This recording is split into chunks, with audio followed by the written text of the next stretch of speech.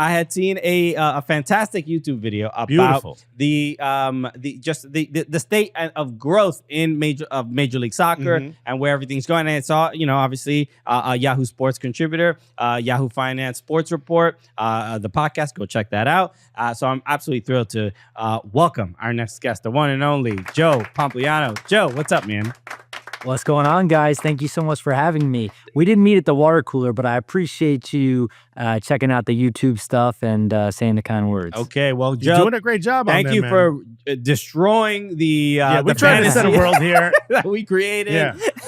You know what? I know you're the business guy. Stay out of our business. All right, we build. Our fans want to believe in a world where we're allowed in the Yahoo. They didn't believe it anyways. They didn't believe it anyways. So, Joe, I just want to let our audience know about you a little bit if they are not aware. And maybe you can give, you don't have to give your whole CV, but I mean, when I watch your videos, whether they pop up on my TikTok or whether they pop up on Yahoo Sports or on YouTube, you are a person that is delivering either business information or just or very detailed and specific sports information. So from your perspective, so is it did you grow up playing sports and that was the plan, and then you were like, oh, I'm gonna get, why am I here sweating? How do I make money off of this? what's the Joe Pompliano origin story?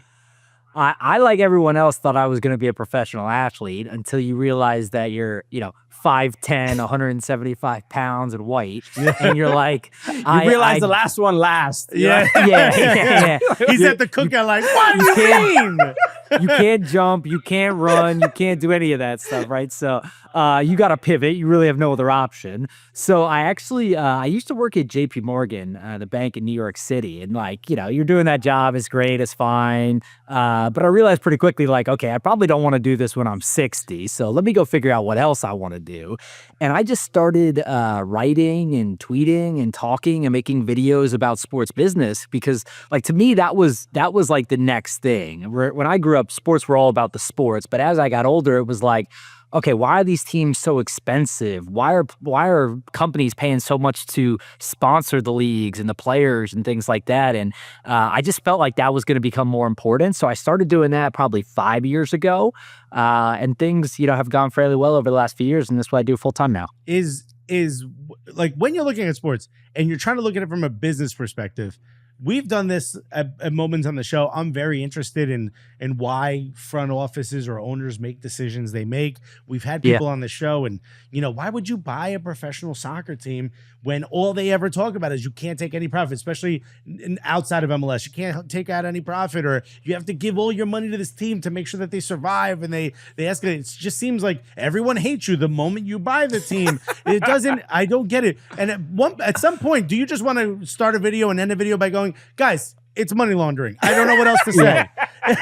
This is tax avoidance at its highest. I don't know why else anyone is making these decisions with their money. Well, some of them are, particularly if you're talking about soccer in Europe with some Russian oligarchs and things like that. I think there's probably some of that going on for sure. But the comment about, everyone hates you the second you buy the team, I'm dying over here because, Mark Cuban just sold the Dallas Mavericks. And he's going on this tour now talking about how, it's unfair that they traded Luka and it's not his fault and all these things. And it's almost to get people to feel bad for him that he sold the team and they told him he could run things and he's not. I'm like, dude, you made $3 billion. I don't think anyone's going to feel bad for you, right? It's completely okay. So I think it depends per league, but certainly soccer. I mean, if you look in Europe, a lot of these teams, it's just the salaries are crazy. You're constantly putting money in. You don't get to take any money out. And if you never sell the team, what are you doing, right? Is it really just fun? To me, that seems like not the best way to have fun, but maybe some of those people enjoy it. Right. I want to just reference the video that you made about Major League Soccer. And this was so impressive, right? This video, you and I watched it because we're like, somebody finally breaking down what is actually happening. Yeah, because it seems like, and you had started off the video, and again, the link will be in the description for everybody. Please go watch it. But you started off really talking about Inter Miami and Lionel Messi joining the league and how that has basically transformed the league. But I guess we've been following the league for a very long time. Introducing Messi into it seems like, all right, the money seems to be funneled towards Miami and all the eyes and all the attention. And then it feels like I don't even know if it's like a risk per se, but it's something where like, well, he's going to be gone. How are we going to keep this up? Or how are we going to replicate this? I mean, you gave a lot of great points about how the television deal and how kind of forward thinking MLS might be in having an exclusive deal. But as an MLS fan, I'm like a little worried that we're putting all our eggs in this like one basket and putting in so much money there that how does everybody else sort of thrive and the rest of the league continue to grow even after Messi's gone? Yeah, I mean, the Messi intro is really just because the numbers are so ridiculous, right? Like, you look at Messi and Miami is obviously benefiting drastically more than everyone else. And really, it was because he wanted to go there. You had Beckham there, the league, Apple, everyone wanted to arrange it, so he got there. And if you look at their numbers specifically, I think they were doing like 55 million in annual revenue before he got there. Last year, they did 190, right? So, like, it's crazy, right? Just a nice poultry 4X. yeah, just absurd, right? And if you look at the valuation, which obviously is just a multiple of the revenue, they went from 600 million valuation to 1.2 billion now, right? And like maybe some of this goes down if he retired today and just went away, and like maybe some of these sponsorships go down. But the way that a lot of them end up working are, JP Morgan Chase for the stadium. They're signing a multi-year deal. Usually those deals have an escalator into them. And Miami was also smart. I don't think a lot of people realize this. Miami had a bunch of sponsorship deals before Messi got there, of course, right? Basically, whatever they were working with. Most of those deals had these stipulations in the contract that said, if we sign a Ballon d'Or winner, a multiple-time Ballon d'Or winner, then this is what the contract is worth. Or we can opt out of the contract, right? So they were able to get out of some of their deals, or the contracts doubled or tripled in value because they were basically, I mean, it was really designed for Messi. They had been courting him for 4 or 5 years at that point. But it was like, hey, if we get a really good player who's going to bring a bunch more exposure to this team, we want to make more money. And I think that was fair, but look, at the end of the day, the negative here is if he leaves, then maybe the valuation goes down. The revenue would obviously drop over a year or two, but maybe it doesn't go back to where it was. It's somewhere in between, which I think is still a net positive. My point with the video was just that, like, Major League Soccer as a whole is still benefiting tremendously from Messi being here. And one of the examples I gave, which, I think is actually just quite funny, is the Chicago Fire. They sold out Soldier Field when the Inter Miami came to play them last year. Messi didn't even play because of an injury, yet that ticket revenue was still 55% of their total season ticket revenue, right? So it's like, his name alone is worth millions of dollars to every other team, not to mention that everyone shares in, obviously, the TV rights, but merchandise and things like that. So there's some other tangential benefits there. But when I think about MLS, like, MLS is a little bit different from other sports leagues. Like, everyone looks in America, at least, to the NFL and the NBA, and they say, okay, these leagues are making billions of dollars every year off TV rights. That's their biggest income stream. Sponsorships, ticket sales, everything else is a little bit below that, but it's TV rights are kind of the end-all, be-all. And MLS is sort of the opposite and much closer to Major League Baseball, where it's sort of like this like regionalized sport that depends much more on ticket sales because of the amount of inventory that they have from a game perspective, right? Like, there's just so many games where if you look at Major League Soccer, I mean, they sell more tickets every year. They sell more tickets in a given year more than every other league except the Premier League, right? So La Liga, Serie A, Bundesliga, they sell more tickets every single year. Stadiums were at 94% capacity last year. They're selling 12 million, 13 million tickets a year, right? So, like, this is a big league that's growing a lot. And it's positive, in my opinion, that they don't necessarily need TV rights to do that, right? Because the Apple deal is great, but at the end of the day, each team, when you do the revenue split with the players and splitting it between 30 teams, each team's only getting like $5 to $10 million a year from that deal. So it's not make or break. It's not going to help them be profitable. And it's relatively a smaller line item compared to everything else. Right. So what we need, obviously, is for MLS to adopt a 162 game season. Okay. Now make them play twice a day. I mean, look, some would say cruel, but I think if you just think about them as assets and not humans, then it's actually not that difficult. That's why I appreciate your perspective, Alexis. See what I'm saying? Businessmen, bro. Yeah. I'm glad that three like-minded adults are having this conversation. Joe, I pulled you. Again, NFL, don't listen to this show. I guess my big fear is, right, we talk a little bit about, you mentioned MLS is different than everything else. MLS is a single entity, right? It's basically one big team, if you will, split into a league, right? So everything kind of goes through MLS and then funnels out. The owners kind of make decisions. More of a co-op than it is, these individual teams like it is in NFL or in Europe. Does that model allow this Messi thing to benefit for everyone? And then once that's gone, what goes? It just becomes a thing of how much money you make at the gate? Yeah, so I to answer your first question, yes, absolutely. Like, there's certainly some benefits that Miami gets more than everyone else when it comes to sponsorships and things like that. They're keeping the majority of that money. But when it comes to merchandise, right? Merchandise is something, virtually every sports league, at least in the United States, splits merchandise between all the players. So like, MLS is a great example, but one that other people might be familiar with are the Dodgers and Shohei Ohtani. Like, you'll commonly read that Ohtani is the #1 selling jersey here in America, but obviously also in Japan. I think he accounted for like 60% of all MLB merchandise in Japan last year, right? So like, just totally ridiculous numbers.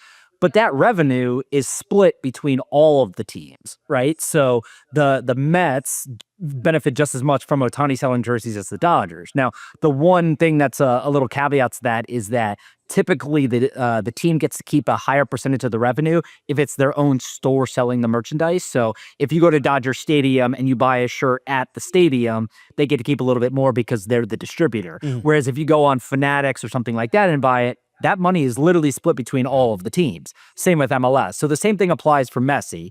Now, the thing that I would say about Messi leaving is that you're really hoping that it's obviously not going to stay at the level that it is, right? Like, everyone says, okay, isn't Miami's valuation just going to go back down to $600 million from $1.2 billion when he leaves?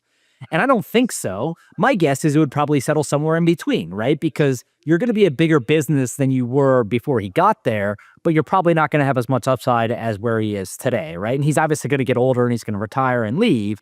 But at the end of the day, you're locking in some of these sponsorship deals for 4 or 5 years at a time, and some of those are going to continue to last. Now, the benefit here is, what does the World Cup do? What does Messi do? What does the Club World Cup do? Like, how can you parlay those big events and those personalities into more people watching the sport? And I think that ultimately is the biggest risk, if we want to talk about risk with Apple, right? Which is like, it's great. If I watch MLS, if I'm a person who loves MLS, I don't know how you guys feel about it. I don't even know how the average MLS fan feels about it. But me personally, I like Apple because I can go to one place and I can see everything, right? Like, nothing pisses me off as a baseball fan more than not being able to find a game. And if I can find it, it's probably blacked out. You don't know where it is. Your cable provider probably doesn't even have it. It's impossible to watch stuff. On Apple, you know what you're going to get. You can watch the games. You can watch interviews. You can watch tours of facilities. Like, there's a bunch of stuff on there. I think that's awesome. Now, the problem is, if you want to invite new fans to watch your sport, you have to convince them to pay to watch that sport by buying a subscription, which is nearly impossible. And part of the reason why even the big leagues that have leveraged some of that streaming money with the NFL and the NBA through Netflix and Peacock and other things like that, most of their rights are still on cable or broadcast channels, because you're going to derive the biggest audience, which impacts sponsorship dollars and TV commercials, by putting your games out there for everyone. So I think that's like sort of the biggest risk for MLS. Now, we'll see what happens. Maybe Messi is just so big to where he brings all these people in, they like the product and they stay afterwards. But that's sort of the biggest unanswered question. Right. Is the issue though that it's on Apple TV Plus and not maybe something that has a bigger subscription base like a Netflix? Yeah, Netflix would have been great, right? And I think Netflix might have been more interested if they knew Messi was coming, obviously. But I think part of the problem is MLS wasn't big enough to demand that from Netflix at the time. And Netflix also, their sports rights, their sports strategy has changed a little bit too. And if you think about Netflix, what does Netflix do from sports? They want to do events, right? Like special events. They don't want to do like a package of NBA games. They want to do Christmas Day. They don't want to do NFL on Sunday. They want to do Christmas Day NFL games, right? Yeah. They want to do like special one-off things. They don't want to do a package of boxing matches. They want to do Jake Paul versus Mike Tyson. Right. So it's a little bit tricky there, where Netflix hasn't really shown a willingness to go out and buy a huge package of inventory. Maybe Monday Night Raw is the only one who can like say that a little bit, but even that is sort of like an event-driven thing where it's once a week and it goes to different cities and things like that. So I think Netflix was probably always on the outside looking in, and Apple to me made the most sense because MLS had to grow its revenue, and Apple was by far and away offering the most money. And the way that Garber and all these guys can spin it is like, we're looking ahead to the future. And maybe that's how it turns out, right? In 10 years, maybe that's where everyone goes.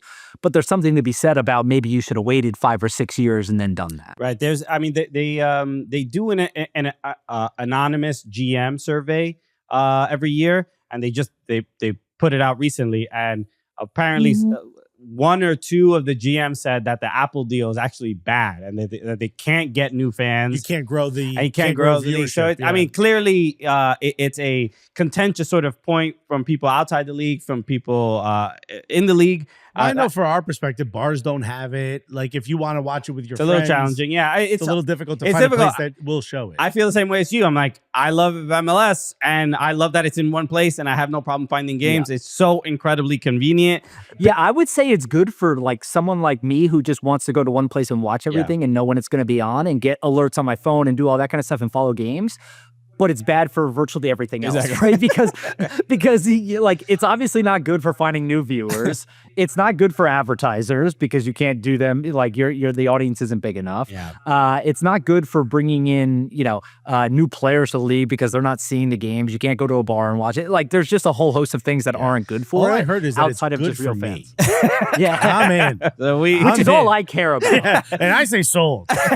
Yeah, I just want to mention one point about the you had mentioned about the attendance numbers in MLS being only second to the Premier League. The one thing, the caveat there is that we have more teams and there's more games, so that's why more tickets will be sold. What's all these asterisks? Don't worry, people were going to be on my ass. Right. They were when I put out the video. They said, you're just an American idiot. I'm like, obviously they have more games. Okay, guys. all right. Well, are you reading my notes, Joe? Yeah. Also, I told you not to put them in the comments. Wait till the show, Christian. But the one thing I want to ask you, I don't know, I didn't ask you. We didn't ask beforehand, but.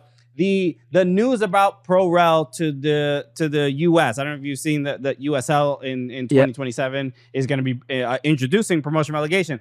But promotion relegation, we instinctively know that will bring down valuations of teams immediately. I don't agree, but okay, well, maybe Joe can settle this. I mean, that's clearly the case because you see the valuations of Premier League teams are beneath because of that, but all right, are beneath MLS teams. But as far as your opinion on how this could affect the business of American soccer, is this something that is exciting to you? Do you think owners wouldn't be interested because it's too much of a risk? What are your thoughts? Right. Is it exciting to you, or are you on the wrong side of history? Go ahead, Joe. I love promotion relegation. Just to be clear, so I don't get killed out here, right? Like, buddy, there's both sets of fans listening to the show. You're gonna get killed no matter what you say. I'm a fan of it, but there is a 0% chance that MLS gets promotion relegation. People still think it's going to happen. They see other leagues doing it.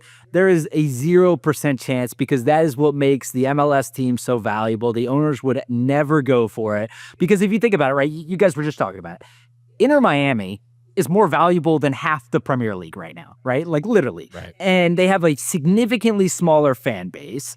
But the reason why they're more valuable is because the economics of the business are so much more favorable for them versus everyone else, right? So if you think about it, the player costs are capped via a salary cap, right? So they know how much they're going to have to pay. It's going to go up in increments. You're only giving a percentage of the league revenue over to the players. It's capped. You also have a closed-end structure, so you're guaranteed to be in the league no matter if you're the worst team one year or the best team another year. You're not going anywhere. Where in the Premier League, you guys know this, your revenue can change every single year based on whether you perform or not, if you're at the top of the table, etc. So I think there's a draft, obviously. This is what makes American sports so valuable because not only are you in the American market, which is the most valuable economy in the world, but you also have this unique business model which gives you some sort of like safety net or some floor. Promotion and relegation is great for fans. They love the excitement that it brings. It's awesome to see other teams come up and other teams go down that who don't perform, but it's not going to happen because the owners would never go for it. I will say, though, the biggest argument used to be, oh, well, the ratings, who's going to watch you in the second division? They're behind a paywall now. That ratings technically don't matter. And also, there is a way to do it and not be in an open system, right? They have enough teams now to do it, essentially, albeit a smaller, top division and lower division. But there are ways to do it. So I hear your point, and I agree with you. But I also want to What's the inverse? We've had conversations with high-level folks within the Premier League, and I'm floored at how is it that the NFL, very popular in one country primarily. I know Mexico watches it. I know Germany watches it. I know there's other nations where people are now getting into it. NFL, primarily US, some Canada. How does the NFL make like 7, 8, 9x more revenue than, say, a Premier League that's famous all over the world? How? Well, the real answer is that it's fortunate to be located in America, where people will spend whatever amount of money and attention that it takes on sports and specifically football, but also brands and companies have more money than anywhere else in the world and are willing to spend that money to market to people. So I think that's part of it.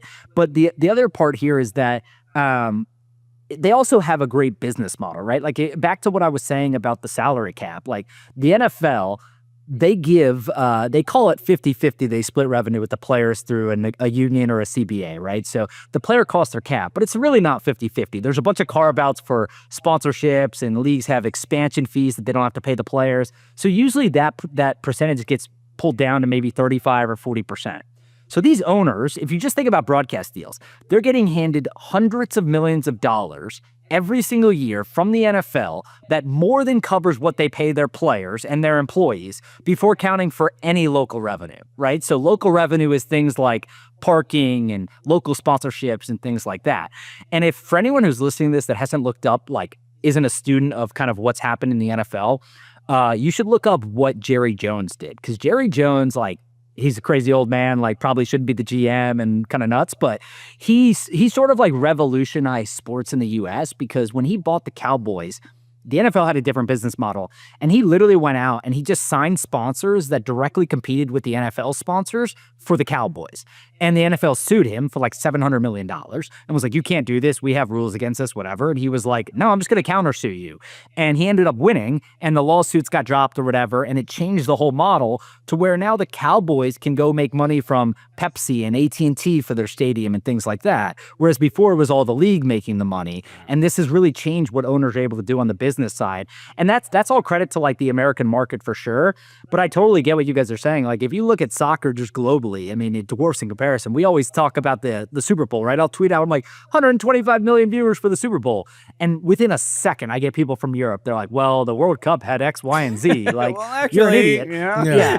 And which is totally fair, right? It's just a different sport with a different market, with a different fan base and a different model, which is to the benefit of the NFL for sure. Well, yeah, I mean, the one thing you said, like America being the most valuable economy, we'll see after these 4 years if that's going to happen. Yeah.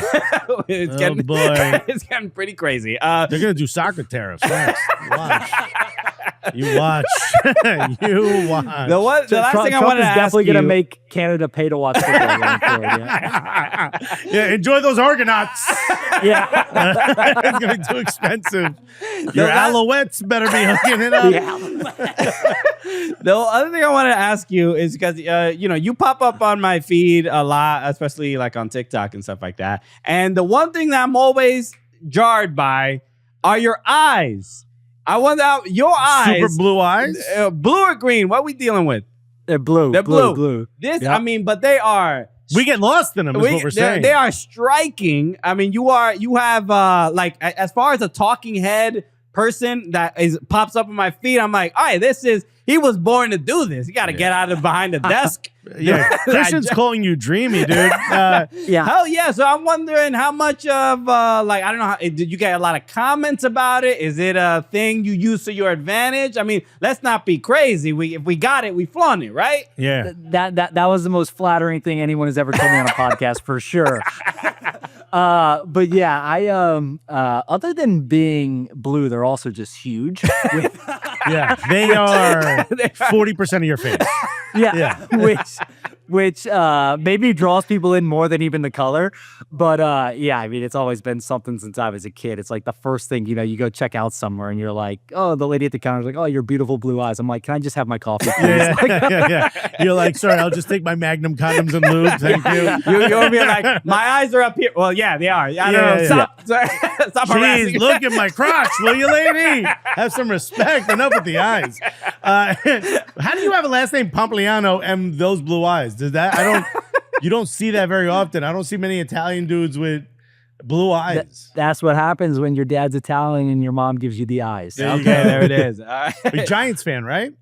Yeah, Giants Is your fan, dad yeah. from the New York, New Jersey area? Yeah, my parents grew up in New Jersey. So I grew up in North Carolina, but I mean, you guys know, you don't really have a choice, right? You just kind of, that's what's on TV. That's what I watched. And then once you get older, it's like if you switch when you're in high school or college, you're an idiot. So I couldn't do that. I just stuck with them. Even though the worst, like, the last 10 years have been the worst 10 years ever. Yeah, I will say, though, I mean, Carolina Panthers make a good point. Like, it's a good draw to be a fan because the slogan is keep pounding. And I think that's just great advice.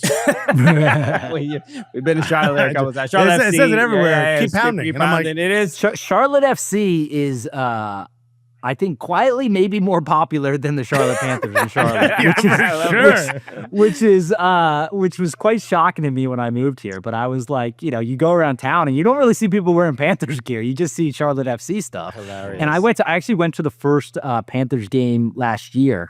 I mean, no disrespect to Tapper, but people left at halftime. This thing was a disaster. And you look at Charlotte FC, and they're renovating the stadium, trying to do things for the soccer team, and they're getting 60,000 fans on opening night. I'm like, hey, the tides might be turning here a little bit. Yeah, dude. That's why. I mean, that's why. Like your video kind of made it feel like, all right. Maybe we did make a good decision 10 years ago to start a soccer podcast. Yeah. My wife was wrong, and my mother-in-law was wrong. Joe Pompliano, thank you so much for joining us, man. Everybody, go check out Yahoo Finance Sports Report. Go follow Joe on all socials. He's incredible, whether it's talking head videos or articles. More like talking eyes. Talking eyes will speak to you direct. They reach your heart. I tell you that. Joe Pompliano, thank you so much for joining us, man. We appreciate it. Thanks, guys. I had a great time.